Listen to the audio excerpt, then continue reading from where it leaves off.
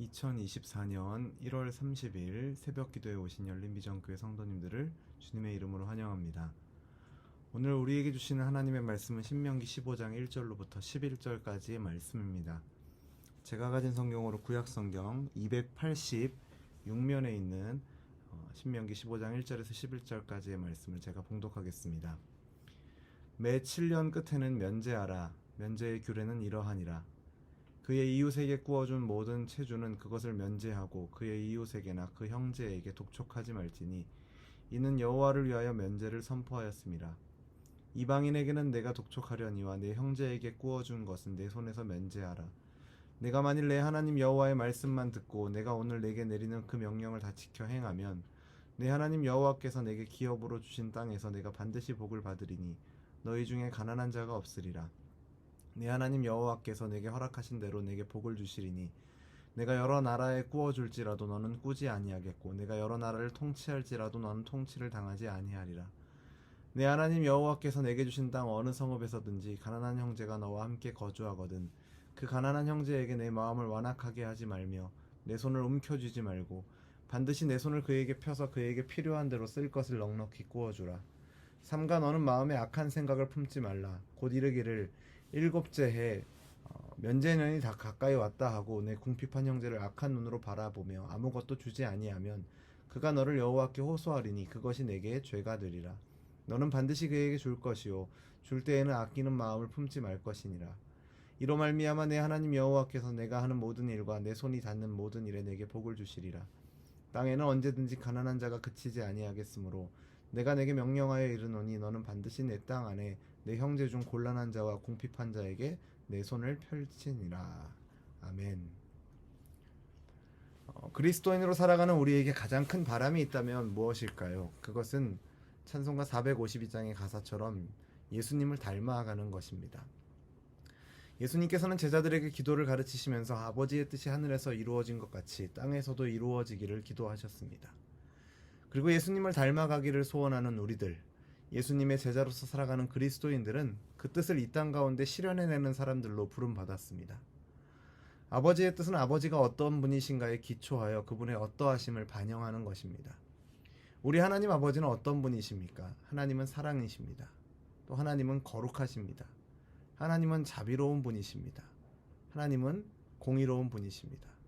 하나님에 대해서는 이 새벽을 시간을 다 할애해서 설명해도 고백해도 다 고백할 수 없겠죠. 애굽에서 건짐을 받아서 약속의 땅으로 인도함을 받는 이스라엘 백성들의 사명은 오늘날을 살아가는 그리스도인들과 마찬가지였습니다. 그들이 살게 될 땅에서 하나님의 성품을 그들의 삶 가운데 반영하는 것이었죠. 그들의 삶을 통해 나타내는 것이었습니다. 그들에게 있어서 하나님은 어떤 분이십니까? 그들을 애굽에서 구원하시고 약속의 땅을 주시고 가난한 자가 없도록 복을 주시는 분이십니다. 이런 복이 끊어지지 않고 이어져 가도록 섬김과 나눔의 삶을 하나님께서는 백성들에게 말씀하십니다. 본문은 면제의 규례에 대한 말씀을 하고 있습니다. 1절을 보면 매 7년의 끝에는 면제하라 말합니다. 7년째가 되는 안식년에는 이스라엘 백성들의 모든 빚이 이제 변제되기에 이것을 가리켜서 면제년이라 부르기도 했습니다. 7년째 되는 해에 면제해주라는 이 말씀은 오늘날의 경제적인 논리로 보면 이해되지 않는 이상한 규정처럼 보입니다. 어떻게 빌려준 돈을 받지 않고 특정한 해가 되면 그것을 면제해줄 수 있겠느냐 이렇게 생각하는 것이 당연해 보이죠.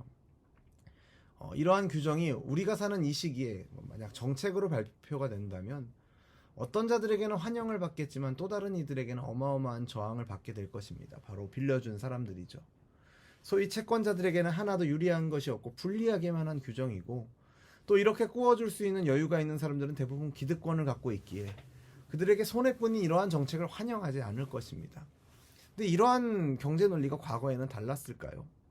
물론 과거에는 오늘날과 같이 어떤 무책임한 소비 습관으로 인해서 빚을 지는 경우는 거의 없었을 것입니다. 하지만 빌려준 것을 받지 못하면 손해를 보는 것은 마찬가지이죠. 그런데 하나님은 이스라엘 백성들에게 빌려준 것을 면제하는 규례를 주시면서 이를 지켜 행하면 손해보지 않게 하시겠다라는 약속을 주십니다. 그들이 다른 말 듣지 않고 자기 머리 굴려서 계산하지 않고 하나님의 말씀만 믿고 따른다면 그들에게 기업으로 주신 땅에서 복을 누리게 하시겠다라고 약속하십니다. 14장 마지막 부분에서 언급되는 매 3년째 되는 해에 소산의 11조를 저축해서 구제를 위해서 사용하라 하신 것과 마찬가지로 이것과 연결해서 백성들 간에서 이웃의 빚을 면제해주면 공동체 안에서 가난한 자가 사라질 것이고 여러 나라에게 꾸어주고 여러 나라를 통치하게 될 것이라 하나님 말씀하시죠. 면제해준 것보다 더 많은 것을 얻게 될 것이고 전쟁하지 않아도 그 복을 지켜주시겠다 말씀하십니다. 이것을 통해서 열방이 이스라엘이 어떠한 나라인지를 알게 되는 것이죠. 보통은 이익을 취해야 부강해질 것이라 생각합니다.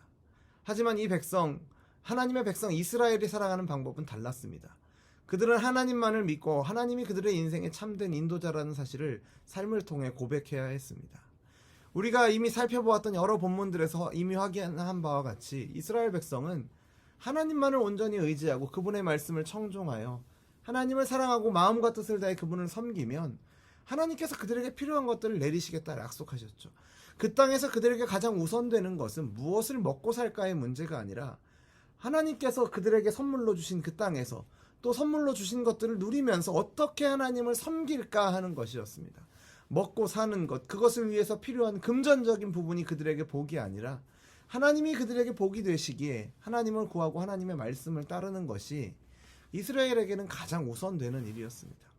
개인의 이익을 추구하기보다는 오히려 가난한 자들을 향해서 마음을 완악하게 하지 말고 손을 움켜쥐지 말고 필요한 것들을 넉넉히 꾸어주라 하나님은 말씀하시죠.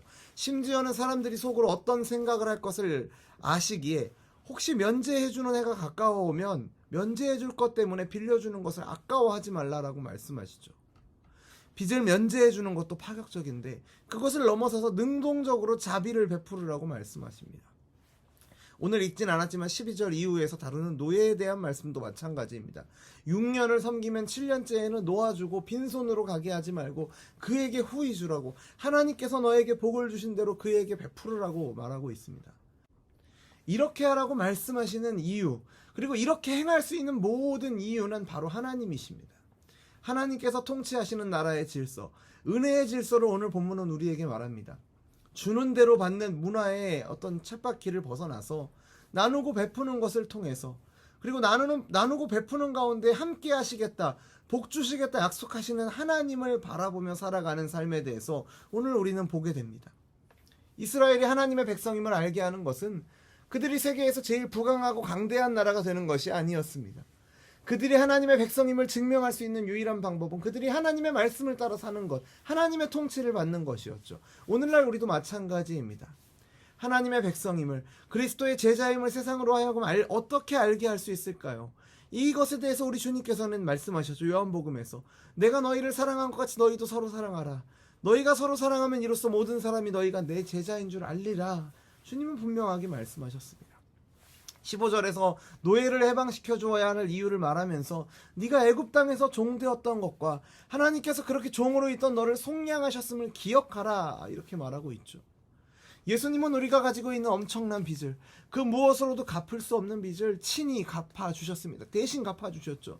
그 빚을 갚아주시지 않았다면, 우리 주님께서 그 빚을 해결해주지 않으셨다면 우리는 영혼과 육체가 모두 파산해서 영원히 죽을 수밖에 없었을 것입니다. 그런 자리에서 우리를 건져주신 놀라운 은혜를 기억하며 그 은혜를 우리에게 베풀어 주신 예수님을 닮아가는 것을 목표로 해서 우리가 살아간다라는 것을 기억하시기 바랍니다. 주님께서 베풀어 주신 은혜 안에서 그 은혜가 통치 원리가 되는 나라를 소망하며 그 나라를 이 땅 가운데 세워가시는 저와 여러분이 되기를 주님의 이름으로 축원합니다. 오늘날의 교회와 그리스도인들은 이 땅을 다스리시는 하나님의 뜻과 그분의 성품을 잘 기억하고 그것을 삶을 통해 드러내야 할 사명을 받았습니다. 우리에게 주신 복음과 은혜의 원리를 기억하면서 그것을 어떻게 적용하며 살아갈 것인지 저와 여러분에게 주어진 각자의 삶의 자리에서 심각하게 그리고 치열하게 고민하며 기도하며 살아가는 저와 여러분 되기를 바랍니다. 어떻게 하면 더 돈을 많이 벌고 어떻게 누리며 살아갈 수 있을까를 치열하게 고민하는 것이 아니라 하나님께서 우리에게 주신 복음과 은혜를 어떻게 드러내고 어떻게 적용하며 살아갈 수 있을까를 치열하게 고민하시는 저와 여러분이 되기를 주님의 이름으로 축원합니다. 주님의 높고 위대하심을 우리의 삶을 통해서 찬양하는 것은 화려하고 높은 어떤 주목을 받는 자리에서만 부를 수 있는 것이 아닙니다. 오히려 낮고 낮은 자리로 내려오신 주님의 그 낮아지심의 끝에 죽음이 있고 그 뒤에 부활의 영광이 있다라는 이 놀라운 사실을 기억하면서 우리도 낮아지고 섬김으로, 때로는 나를 죽이는 과정을 통해서 오히려 하나님의 이름이 마땅히 받으셔야 할 영광과 높임을 받게 되는 그러한 우리의 삶이 되기를, 저와 여러분의 삶이 되기를 주님의 이름으로 축원합니다. 기도하겠습니다. 하나님 아버지, 아무런 자격도 조건도 없는 우리에게 베풀어 주신 놀라운 구속의 은혜를 감사하며 찬양합니다. 하나님께서 우리를 구원하신 것은 우리의 삶을 통해서 구원하신 하나님을 드러내라고, 찬양하라고 부르신 줄로 믿습니다. 그것은 세상에서 세상의 방식으로 가장 높은 자리에서 영향을 끼치는 방식보다는 오히려 세상이 어리석다고 생각하는 방식으로 낮아지고 더 낮아지셔서 죽기까지 순종하신 그 겸손하신 우리 주님의 방식을 통해서 그 우리에게 베풀어 주신 하나님의 사랑과 자비를 통해서만 드러낼 수 있음을 알게 하여 주옵소서. 우리를 긍휼히 여기신 주님의 마음을 기억하면서 우리도 긍휼의 마음을 품고 살아가게 하시고, 세상을 주름잡으려 하는 돈의 논리에 휘둘리지 않고 세상의 주인이신 하나님의 말씀에 붙잡히는 우리가 될 수 있도록 주님 우리를 인도하여 주옵소서. 우리가 서로 사랑하는 것이 우리가 그리스도의 제자임을 드러내는 것이라는 말씀을 기억하면서 우리의 교회와 가정이, 그리고 우리 각 사람이 이웃을 향하여, 서로를 향하여서 주님의 사랑으로 한 걸음 더 나아가는 오늘 하루가 되도록 인도하여 주옵소서. 예수님의 이름으로 기도드립니다. 아멘. 우리 주 예수 그리스도의 은혜와 하나님 아버지의 사랑과 성령 하나님의 교통하심이 우리의 구원자 되시고 우리의 주인이신 주님의 모습을, 그분의 성품을, 그분의 섬김을, 그분의 사랑을 더욱 담기를 소원하는 우리 열린비전교회 모든 성도들과 주님의 제자로서 살아가는 우리 모두의 삶의 걸음 가운데 이제로부터 영원토록 항상 함께 있을지어다. 아멘.